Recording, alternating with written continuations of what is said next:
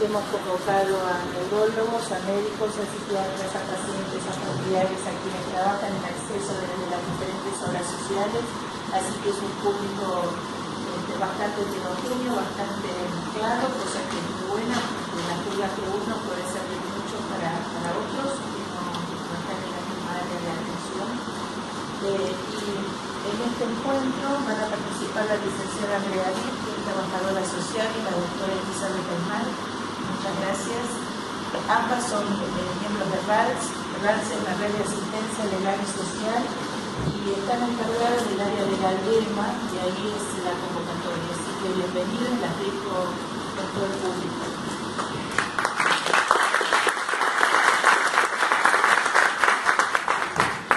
Soy trabajadora social y trabajamos junto a la doctora Elizabeth en la difusión de derechos de las personas con discapacidad.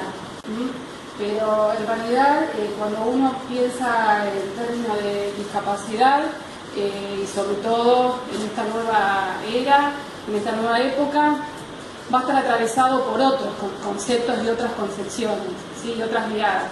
En realidad la idea es que hoy podamos empezar a pensar en esos otros factores que tienen que ver con una situación determinada de discapacidad y cómo se inserta la esclerosis múltiple en este contexto de esta nueva mirada de discapacidad, que por cierto es complejo porque es una enfermedad que tiene sus complejidades también en cuanto a las características que tiene y cómo tiene lugar en cada una de las personas. Cuando uno quiere trabajar el tema de derechos y sobre todo de formar personas que están atravesando una situación de vulnerabilidad, como puede ser una enfermedad determinada, primero tenemos que tener claro qué entendemos por la persona que tenemos enfrente para que esa información pueda tener una implicancia certera en su vida actual y futura. Primero tengo que detenerme a pensar qué entiendo yo por esa persona, qué definición de sujeto tengo para poder saber cómo voy a dar la información. Quienes no saben de qué se trata RALS, RALS es una asociación sin fines de lucro, cuya sigla quiere decir Red de Asistencia Legal y Social. Está formada, en su momento decíamos que estaba formada por profesionales de distintas disciplinas, personas y familiares de personas con y sin discapacidad. En realidad está formada por personas, ¿sí? Porque también entendemos que la discapacidad es una situación que nos va a poder atravesar a todos en cualquier momento de nuestra vida. Sí entendemos que la discapacidad es una situación única, irrepetible, que le va a suceder a una persona en un aquí y ahora y va a producir cambios, ¿sí? Definitivos para la persona y para todo su entorno. Su calidad de vida va a depender de ese entorno, de lo que reciba como información, de los recursos que reciba, y ahí todos los que estamos alrededor de esa persona, sobre todo los profesionales en los servicios, vamos a tener bastante que ver.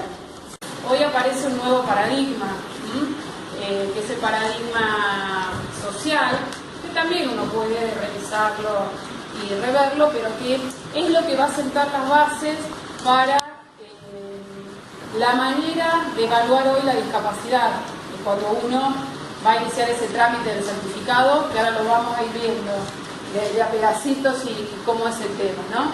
Pero en realidad esa mirada acerca de cómo hoy se certifica la discapacidad se basa en este modelo, modelo social, donde un investigador, un doctor en psicología americano, Yalo, junto después con Verdugo de la Universidad de Salamanca, empiezan a desarrollar la propuesta acerca de que la discapacidad resulta de la interacción entre la persona y el medio ambiente que vive. O sea, la discapacidad no está solamente en la persona, sino que va a ser el resultado de esa dinámica entre la persona y su entorno. Esta visión, entender esto, ¿sí? De que la persona es discapacitada en relación al contexto en el que vive, va a suponer que uno va a tener que trabajar activamente en el desarrollo de la autonomía, la integración, la igualdad y las capacidades de las personas, ¿sí? Digamos, si bien hoy vamos a hablar de discapacidad, en realidad también vamos a hablar poco de discapacidad ahora cuando veamos todo lo que hay que tener en cuenta para poder llegar a decir, bueno, voy a tener un certificado de discapacidad y para qué lo voy a tener. Esta propuesta, mirar a la persona de esta manera, va a suponer un paradigma de apoyos. Esta visión supone que el entorno afecta 3 esferas de la vida de las personas con discapacidad, ¿sí? Lo que va a influir es en las interacciones cotidianas de las personas, cómo se hace el entorno, va a influir en eso. Esta persona está en una silla de ruedas, no puede caminar, tiene una discapacidad motora y sin embargo uno ahí lo ve y está en una playa disfrutando de sus vacaciones. Sus interacciones cotidianas seguramente son más favorables que en otro entorno donde no pueda, digamos, vacacionar o beber una bebida o estar en el agua. El entorno va a afectar a la identidad social, cuál es el lugar que la persona ocupa en su grupo social inmediato, y su posición en la estructura general de la sociedad. ¿Qué actividades va a poder hacer más allá de su situación diagnóstica? Entonces, con esta mirada acerca de la persona y su entorno, el certificado de discapacidad es un apoyo para la vida cotidiana. A partir de certificar una condición desfavorable, de ahí es donde nos empezamos como a marear, ¿no? Bueno, tengo una situación desfavorable y resulta que va a ser un apoyo. Bueno, ahora vamos a desandar por qué va a ser un apoyo, partiendo de una condición desfavorable que vamos a ver cuál es. ¿Y por qué es tan difícil muchas veces, más allá que ahora yo les voy a mostrar toda la información acerca del trámite y demás, pero por qué es tan difícil a veces que uno puede incorporar la información, ¿no? Porque bueno, esta es una frase que en RALS nos ha dicho un papá, ¿no? Cuando aparece esta situación desfavorable en su niño. Yo sentí como un tren que me pasaba por encima. Y esta es una sensación que quizás muchos de ustedes la han tenido al recibir un determinado diagnóstico. Entonces, esa información, todo eso que va a aparecer ahora, tiene que, digamos, uno la tiene que internalizar con esta sensación. Y esto es para los profesionales, ¿no?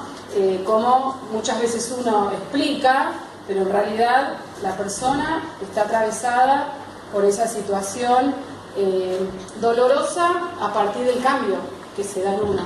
Esto es algo para los profesionales, ¿no? Uno tiene que aprender a escuchar mucho, a recibir esa información que me trae la persona y a dar la que yo tengo para dar, todo en un proceso. Y ahí pusimos un símbolo que es el símbolo de escuchar en chino, donde dicen que uno tiene que escuchar no solo con los oídos, sino con la piel, los ojos y el corazón. Porque bueno, cuando aparece una situación desfavorable, como puede ser un diagnóstico, bueno, aparecen todas estas sensaciones. Entonces, para los profesionales es muy importante como empezar a abrir los oídos, y no solamente los oídos, sino también la piel, el corazón y los ojos, para poder entender qué es lo que me trae la otra persona por ese cambio que me empieza a suceder. Y bueno, y ahora todo esto que vamos a empezar a ver, yo lo traigo para que, a ver, sobre todo para que los profesionales, bueno, las asistentes sociales, donde había, acá y ahí, ya saben de qué se trata, empezar a dar información acerca de trámites y de cuestiones que la persona en el medio de ese tren que le va pasando por encima tiene que empezar a moverse, ¿no? Pero los profesionales tengan como conciencia de todo lo que tiene que hacer una persona para poder tener este apoyo, que es el certificado de discapacidad, ¿no? Y entender que, bueno, hubo una definición en mayo del 2009 del certificado de discapacidad como certificado único de discapacidad, ¿sí? Que rige, digamos, las mismas reglas para su tramitación en todo el territorio de la Argentina, porque antes no era así. Ahora, en principio, es la misma manera de evaluar, ¿no? Y es un documento público. ¿Qué quiere decir? Que si yo lo pierdo, tengo que hacer la denuncia y avisar que lo perdí. Tiene un número único, código de barras y logo. Es un trámite que es personal, salvo que uno pueda demostrar que no se puede trasladar. Es voluntario y gratuito. Es voluntario, yo lo tramito si quiero tramitarlo. Sí, es obligatorio para los profesionales dar la información acerca de que existe y para qué me va a ser útil. Pero después para la persona es absolutamente voluntario y gratuito. La evaluación es interdisciplinaria. Y a ver, la evaluación de la Junta, cuando yo lo voy a tramitar, y después vamos a ver que debería ser interdisciplinaria, especialmente la esclerosis múltiple, para acceder a la documentación médica que me va a permitir tramitarlo. Y la persona, cuando lo quiere tramitar, debe dirigirse a la Junta Evaluadora de acuerdo a su domicilio, que figura en el DNI, ¿no? Ahí está la Dirección Central del Servicio Nacional de Rehabilitación y Promoción, que es en RAMSAI 2250, que ahí no se tramita el certificado, pero sí brindan información y demás, ¿sí? Y bueno, y ahí dice, y vuelvo a decir, esto está todo puesto para que los que no son asistentes sociales o no han hecho el trámite sepan todo lo que hay que hacer, ¿no? Para poder tramitarlo. En el caso de la ciudad de Buenos Aires, uno tiene que ir a la junta correspondiente a su DNI. Generalmente, en el caso de los municipios de la provincia de Buenos Aires, hay que ir a la municipalidad y ahí les van a informar dónde está la junta evaluadora. Y en el caso de la ciudad de Buenos Aires, uno tiene que ir a la comuna de domicilio y ahí en el servicio social empieza el trámite, ¿sí? Donde ahí le empiezan a decir la documentación que se tiene que alcanzar. Una vez que se lleva al servicio social la documentación, el servicio social le da el turno, que es en la calle Huergo. Generalmente mínimo tarda un mes en darse el turno. A veces se entrega en el momento, a veces no. Es un trámite, a ver, es rápido porque no es que tarda un año, pero generalmente cuando uno toma la decisión, ahí lo quiere en el momento, ¿no? O quiere saber qué pasa en el momento. En general, 2 meses, generalmente después puede tardar un mes más en dármelo. Y generalmente yo lo necesito ahora, porque ahora me enteré para qué lo necesito y lo voy a querer ya para las coberturas, pero puede tardar entre 2 y 3 meses. Y ahí, como dice ahí, si lo pierdo tengo que hacer la denuncia, porque es un documento. Y ahí está, bueno, para que tengan, digamos, una noción de que uno tiene que llevar documentación, desde documentación personal, y uno sabe, cuando trabaja en determinados servicios, que hay gente que a lo mejor carece de DNI, de documentación personal, y bueno, primero hay que tener toda esa documentación, porque uno tiene que llevar el DNI, la obra social, si tiene obra social, que en realidad es para términos estadísticos. Yo puedo tener certificado de discapacidad sin tener obra social, no es una condición que yo tenga que tener obra social para tramitar el certificado, pero lo pido. Y el formulario completo por el médico, cuando uno va a pedir el turno, si uno dice por qué diagnóstico es, le dan todos los formularios para que uno se los lleve al médico. Ese certificado de discapacidad es un instrumento idóneo que certifica la discapacidad, y quédense con esta frase, cuando ahora sigamos más para adelante, a través de un diagnóstico médico. El diagnóstico médico es a través del clasificador internacional de enfermedades, que eso obviamente lo manejan los médicos. Los médicos saben acerca de este clasificador y es el que va a decir qué patología tiene esa persona. A partir de esa patología que tiene esa persona, se establece un diagnóstico funcional. Y para eso se utiliza la CIF, que es el Clasificador Internacional de Funcionamiento. ¿Y para qué se establece ese diagnóstico funcional? Para brindar una orientación prestacional, que de eso se trata el certificado. ¿Para qué me sirve el certificado? Para darme una orientación prestacional. ni más ni menos que para eso, no para otra cosa. Pero algo para que quede claro, para el que a lo mejor no lo sabe, el certificado no me limita en ningún aspecto de mi vida cotidiana. El tener el certificado. Puedo trabajar, puedo votar, me puedo casar si quiero, si no quiero no, digamos, puedo ir a la escuela común, puedo no ir a la escuela común, pero no porque yo tenga un certificado alguien me va a cerrar una puerta. Me la cerrarán por otras cosas, pero no porque yo sea portador de un certificado de discapacidad. Al contrario, es un apoyo, como habíamos dicho al principio. ¿Qué se necesita, digamos, para poder iniciar el trámite del certificado, ¿no? Entonces dice, la sola presencia de una determinada condición de salud no implica discapacidad. Sí es el punto de partida.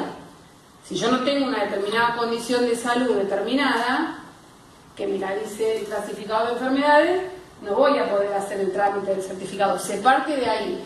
Pero ¿qué es lo que se termina evaluando? Las secuelas, ¿sí?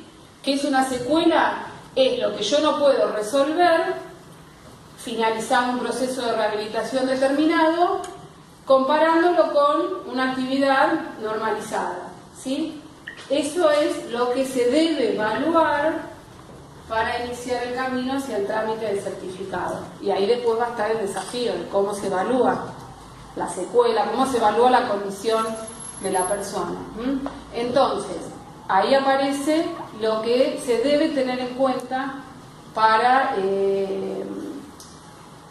reunir la documentación que dé cuenta de mi estado actual de salud, ¿sí? ¿Qué es lo que se va a utilizar? El CIE-10, el clasificador de enfermedades, para poder empezar a definir cuál es la patología de la persona, y la clasificación internacional de funcionamiento, la CIF, que es un clasificador internacional, como dice la palabra, que está formado por códigos y números. Ustedes vieron, no, vamos a ver un modelo de certificado. Todos sus numeritos que vienen ahí abajo, lo que se determina es el perfil de funcionamiento de la persona. Y ahí es donde a veces aparece, los paradigmas cruzados. El certificado de discapacidad es un nombre que aparece hace muchos años, y en realidad la CIF no evalúa discapacidad, evalúa funcionamiento de la persona. No me va a hablar de discapacidad en todos esos códigos, me va a hablar de cómo es el funcionamiento en determinados dominios de la vida. Y ahí es donde a veces aparece cuando vos me decís, bueno, me lo denegaron, se cruzan ahí diferentes miradas. ¿Qué es lo que va a evaluar la CIF?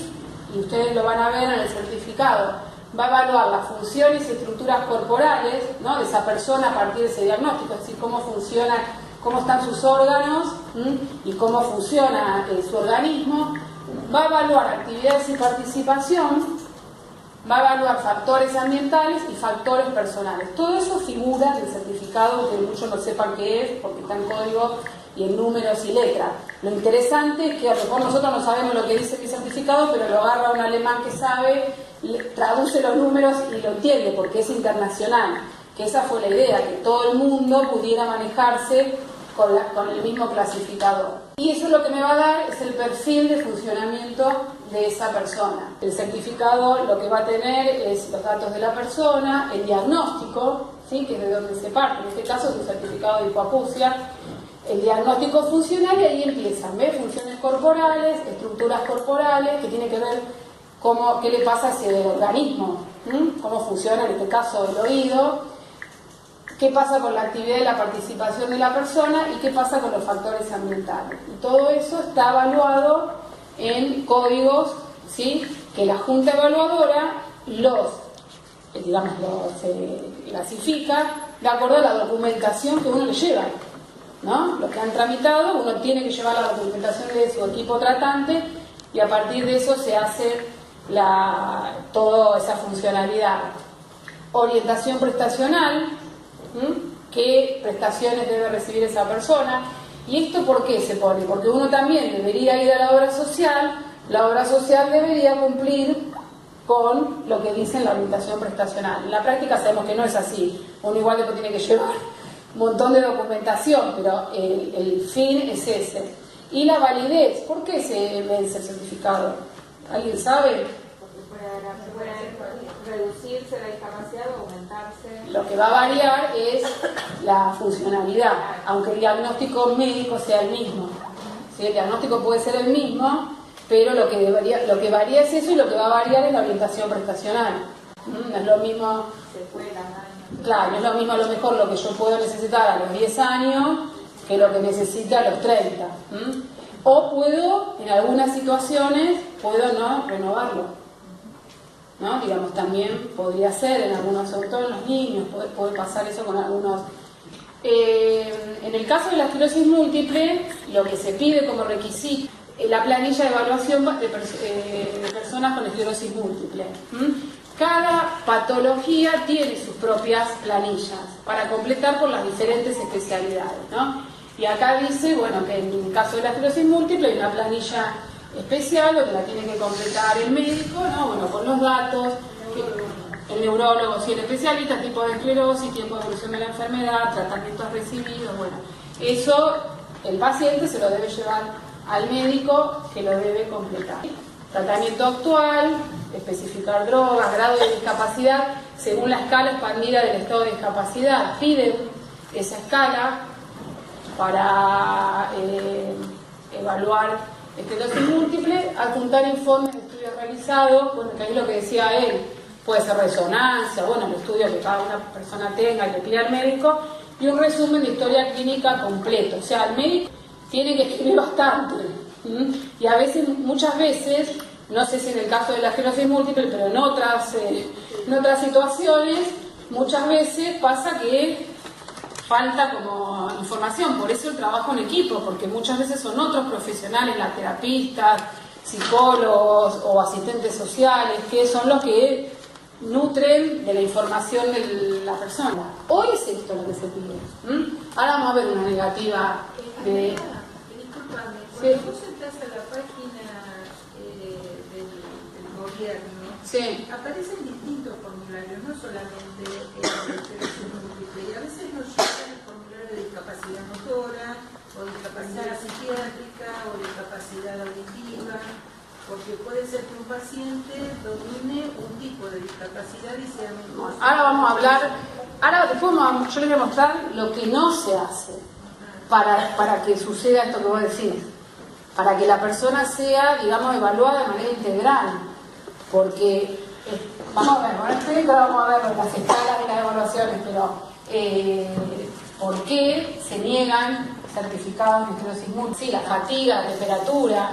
¿Qué me pasa cuando yo estoy sobre todo cuando hace calor, ¿no? Y cuando salgo a la calle?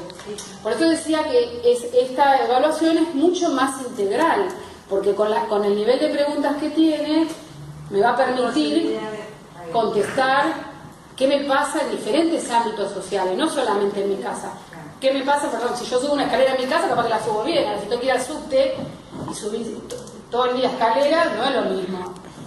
Porque en el caso ese, por ejemplo, que vos diste, por el tema de los cambios de temperatura, que la persona sea electrodependiente, en general el trámite administrativo no alcanza, con lo cual uno de los instrumentos necesarios es el certificado de discapacidad. Si la persona prueba que no necesariamente yo tengo que, para ser electrodependiente, tener un respirador, sino que si tengo una cama ortopédica, si necesito tener aire acondicionado, frío, calor, prendido todo el tiempo, porque no es lo mismo tener estufa que tener un ventilador de techo, me estoy haciendo electrodependiente por una situación de analogía que después probará un abogado en su caso, pero eso también indica que yo tengo un déficit, a diferencia de cualquier persona que tiene calor, o sea, no es un calor menopáusico ni es un frío de alguien que tiene frío y que lo puede paliar con una pasada.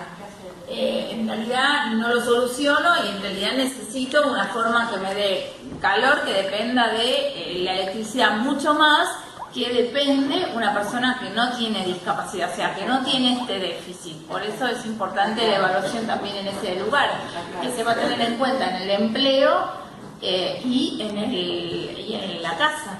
¿sí? Aun cuando la persona muchas veces se dicen si no trabaja es más difícil obtener el certificado de discapacidad porque tengo menores lugares donde poder evaluar, pero en el caso de, en estos casos, aunque no trabaje, no sé qué opinas, pero el domicilio va a ser un lugar donde va a estar residiendo y va no puede morirse de frío. Pero por eso, digamos, pero yo tengo que dar cuenta de esto, ¿no? Y de alguna manera tengo que dar cuenta. Y esas escalas que existen hoy actualmente no me permiten dar cuenta. Está bien, podría un médico hacerme todo un informe y dar cuenta de esto, pero bueno, existen estas escalas que permiten a través de preguntas, digamos, concretas y objetivas y relacionadas con la CIF, porque esto es lo más importante, no es que a ustedes se les ocurrió, ¿no? Yo voy a tramitar un certificado de discapacidad que me va a evaluar en estos aspectos, bueno, la evaluación que yo llevo es coherente con eso que después me van a pedir, que es lo que no sucede muchas veces en esclerosis, en ELA y en otras también nuestros diagnósticos. Y si uno lleva un informe médico, o firmado por el neurólogo o por el equipo interdisciplinario certificando la incapacidad o la disminución funcional en cada uno de los dominios, ¿eso es suficiente más allá del formulario? Sí, sería suficiente. Debería ser suficiente porque hay un médico, un equipo que te está diciendo cuáles son las características funcionales en esos dominios. O sea que esa documentación supera el formulario que te aparece en la página del Gobierno de la Ciudad. Claro, sí, yo puedo superar todo eso que me aparece en el Gobierno de la Ciudad, al contrario. Debería superarlo, porque cada persona es distinta. Quizás hay personas que con esa escala van bien y no necesitan otra cosa, pero volvemos a lo mismo. El certificado es para cada persona en particular, teniendo en cuenta todos estos parámetros, pero sí, digamos, todo lo que sume y dé cuenta del estado actual de la persona, y a ver, por eso es importante que los equipos tratantes conozcan los dominios de la CIF, porque eso es lo que de eso van a tener que dar cuenta. Por eso, a ver, y esto es histórico en el certificado, se pedía diagnóstico y estado actual.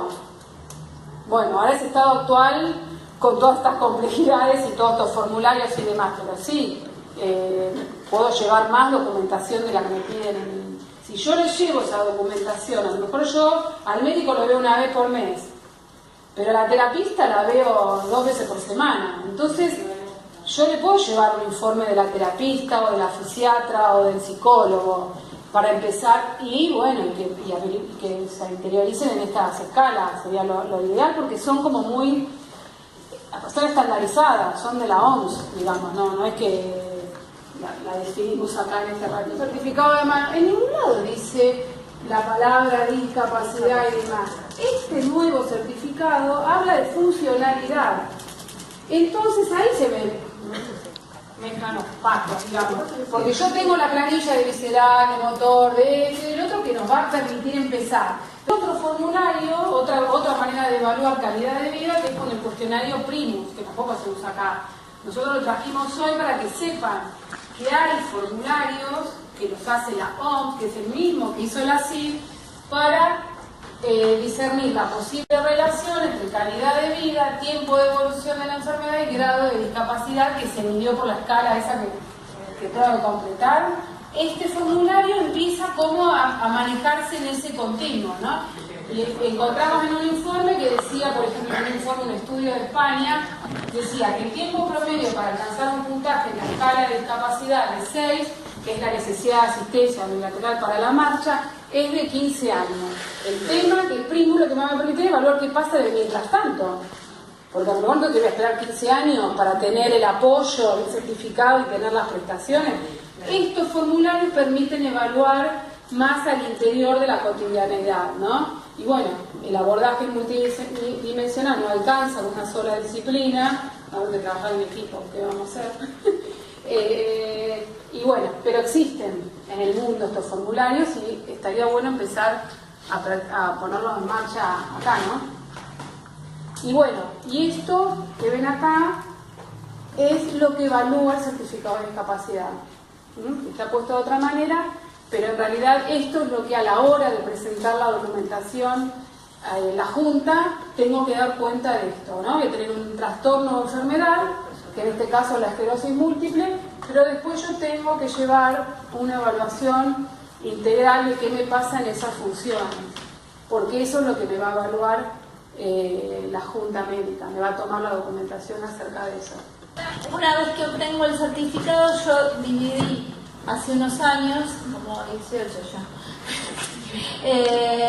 en 3 tipos de beneficios que me otorgaba este certificado, que aparece a partir de la ley 24901 y que tiene muchísimos artículos y que ha sido reglamentada por otras resoluciones, porque la idea es que como paciente o como familiar o como médico o trabajador social o las distintas profesiones, yo no conozca más que los beneficios que si bien van a estar desde la ley, que no sepa, no necesito saber exactamente, que hay gente que anda con la convención ahora que está muy de moda, con la convención de personas con discapacidad en la mano o con la 24901 en la mano. No sirve si yo no lo puedo interpretar. Entonces, lo que uno tiene que saber es que, relativos a la cobertura de salud, yo voy a tener a partir del certificado de discapacidad un estatus superior al estatus que tienen las personas que no tienen certificado de discapacidad. Y ahí viene la importancia de todo lo que dijo Andrea hasta el momento. ¿Por qué nosotros? Porque también hay un por qué preguntarse, bueno, pero parecería que ustedes lo que quieren es que todos sean discapacitados. No, la realidad es que aunque uno no tenga, más allá de que es voluntario el certificado de discapacidad, muchas veces la no obtención no significa que la situación discapacitante desapareció. Entonces, en ese caso, no me va a molestar tenerlo, al contrario, es un beneficio. Es un beneficio, ¿por qué? Porque me eleva dentro de lo que es la legislación argentina a un estatus superior que me permite obtener más fácilmente prestaciones de discapacidad que las personas que no tienen ese certificado. Y que si no obtengo el certificado no quiere decir que desaparezca la discapacidad o la situación deficitaria.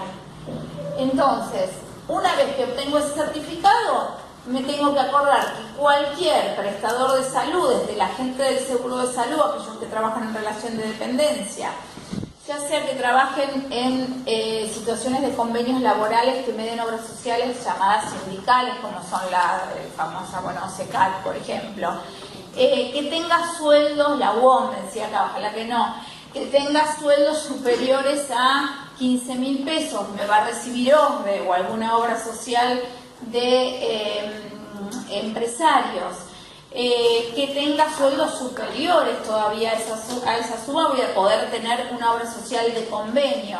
A veces hay gente que viene y me dice, yo tengo Swiss Medical, no tengo obra social. Sí, usted tiene Swiss Medical para la hotelería, tiene la obra social porque su empleador le deriva los aportes a una obra social que quizás usted no fue nunca porque no tiene ni cartilla.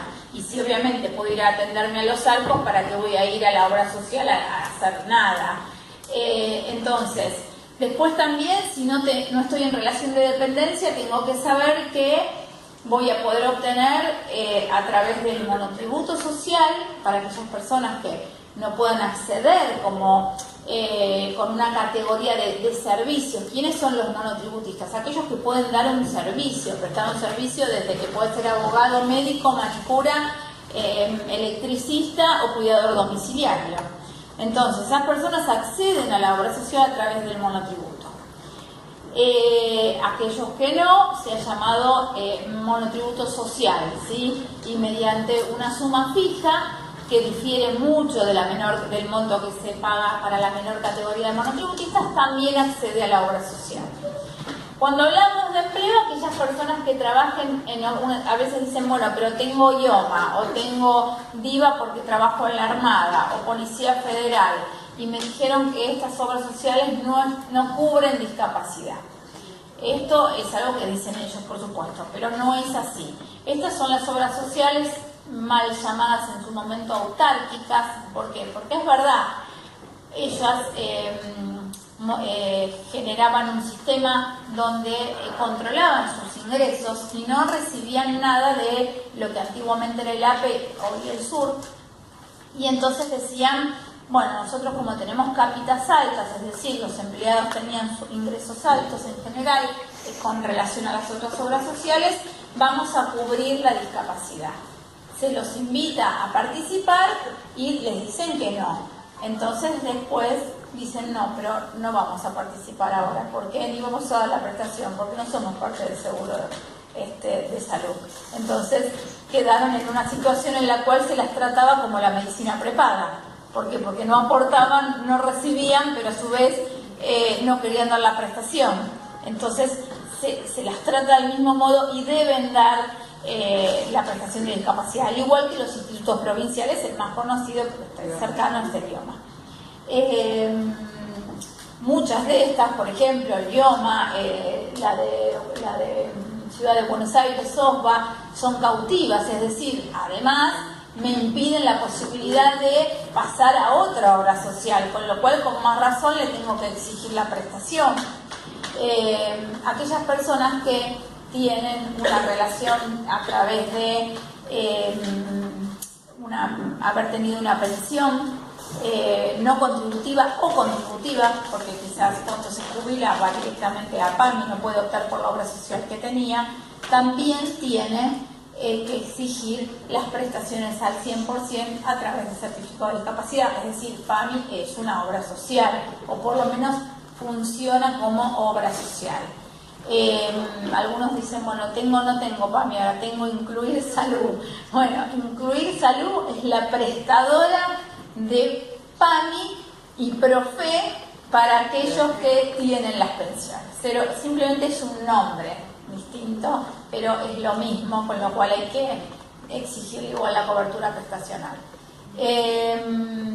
Y así, aun cuando, o sea, fíjense que queda muy poco porque si bien ayer la persona que estaba hablando en AMIA de PAMI dijo que el 67% de la población tiene obra social por empleo, un 30 y pico tiene PAMI, y había un porcentaje muy chiquito de empresas de socios de medicina prepaga. Me parece que hay un poco más grande en torno a medicina prepaga, porque uno cuando habla de medicina prepaga no solo se refiere a sus médicas, lo MIM, no por hacer propaganda, sino por ser las conocidas, sino que pueden ser, más chicas, pueden ser cualquiera de estas mutuales pequeñas, que uno se afilia. De hecho, Emergencias tiene un sistema de que cuando yo lo tomo como ambulancia no le puedo requerir prestaciones de salud, pero cuando yo lo contrato como pagando una cuota, un coseguro, sí, ellos lo llaman mejoradora, ahí tengo prestaciones de salud que me tienen que cubrir. Muchas mutuales que pertenecían, mutuales italianos, mutuales de aeronavegantes, todas estas mutuales en general también daban servicios de salud a través de terceros, y entonces también están obligados a cumplir la 24901. Con lo cual va a quedar un universo muy chiquito de personas que no tengan posibilidad de acceder a las obras sociales, ¿sí? Lo ideal siempre como profesional es que yo pueda tratar de ver dos cosas: si puede ser monotributista, si puede ingresar al monotributo social. A veces la persona dice que no tengo plata, no voy a poder seguir pagándolo. Bueno, si puede estar a cargo de alguien, porque quizás no trabaja, y entonces no trabaja, pero no trabaja el padre, pero y hay un abuelo que tiene un PAMI, y entonces esa persona puede estar a cargo de esa. Cuando yo demuestro que no tengo autonomía e independencia económica, pero a su vez el que está atrás tampoco, pero el que está atrás de ese sí, puedo tratar de buscar el ingreso y que se encuentre a cargo. O sea, esto es, o por ejemplo, porque lo he visto que algunos profesionales médicos lo hacen. Cuando una persona queda sin empleo, que es común en los casos de esclerosis múltiple, más común que en otro tipo de patologías o enfermedades. ¿Hay una solución? Sí. Hay 2 médicos acá, 3. Sería bueno que lo divulguen a sus colegas. Puedo pedir, porque hay un fallo que desde hace muchos años, puedo pedir que la obra social se me mantenga a mí en virtud de la discapacidad que tengo, mediante el pago de los aportes que hubiese hecho el empleador si yo continuara en el empleo. Y entonces me toma como adherente. ¿Hasta cuándo? Hasta que reingrese al mercado laboral o hasta que obtenga la pensión por invalidez. ¿Sí? Eso es una construcción jurisprudencial, con lo cual uno ahí necesita ir a un abogado, ¿sí? Difícilmente la obra se le diga, venga que lo voy a tomar y porque gasto un montón de plata, porque me gusta tener una persona que consuma esta cantidad de dinero, así que eso no va a ocurrir. Otra de las variantes también es saber que más allá, cuando hay un despido, y sobre todo en los temas de esclerosis múltiples, aparece la posibilidad de saber que seguramente hay encubierto una discriminación laboral, por ende voy a poder aumentar esa indemnización, y seguramente también parte de la negociación de una indemnización laboral va a incluir que la cobertura de la obra social, que en los casos de distratos laborales de personas sin discapacidad, a mí me interesa que me den 3 millones de pesos, y la obra social la contrato la semana que viene. En los casos de personas con discapacidad es mucho más favorable que esa indemnización, por ahí se reduce en dinero, pero yo hago un convenio con el empleador que durante 2 años, lo cual para el empleador no le genera ningún problema porque es mantenerlo dentro de lo que es la grilla de empleados, y con un aporte muy pequeño, tener la obra social. Aunque sea para la persona con discapacidad, por lo menos para la persona con discapacidad.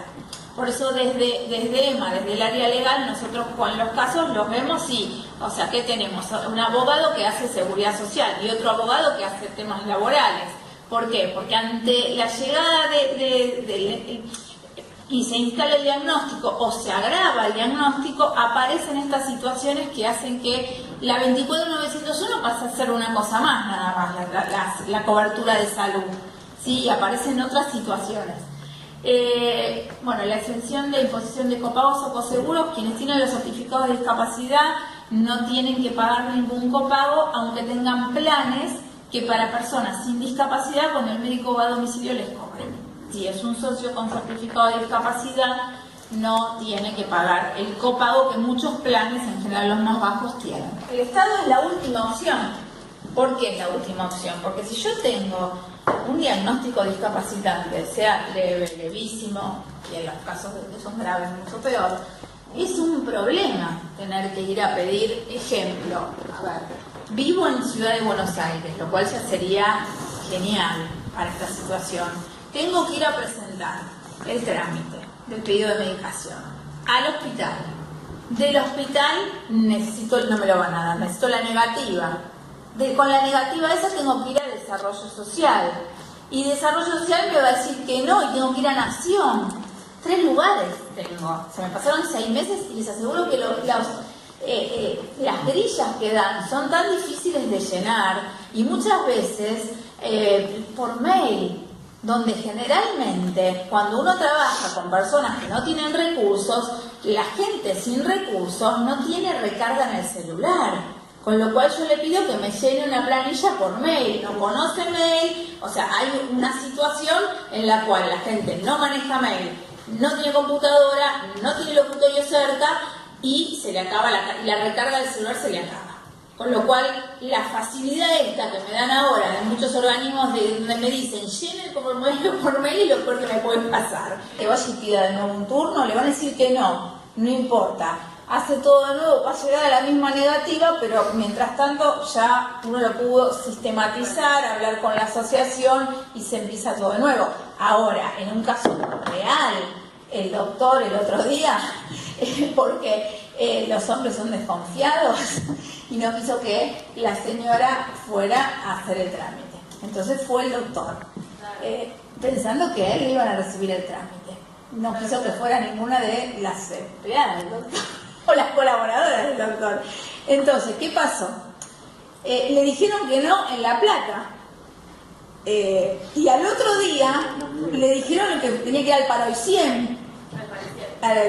Y le dijeron que no también. O sea, pero era muy cómico porque le decían que no, y acá no se presenta, y acá no, y eso. Y finalmente alguien le dijo, pero espere que ese apellido me suena. Yo creo que le di un turno a la señora por teléfono. Y cuando uno la llama a la señora dice, sí, pero no me dijeron que era para esto. Porque además, claro, si a mí me llaman, me tienen que explicar para que la señora creyó que el turno era para cualquier cosa. Entonces, ahí es donde uno dice, necesito, mira todo lo que necesitas, o sea, desde el punto de vista jurídico uno lo tenía muy resuelto. Ahora ahí necesitabas un trabajador social que quizás si hubiese hablado, hubiese interpretado que el turno, que el llamado ese que había recibido era para hacer una junta de nuevo evaluadora. Y justo estaba alguien que pasó y dijo, me suena ese apellido.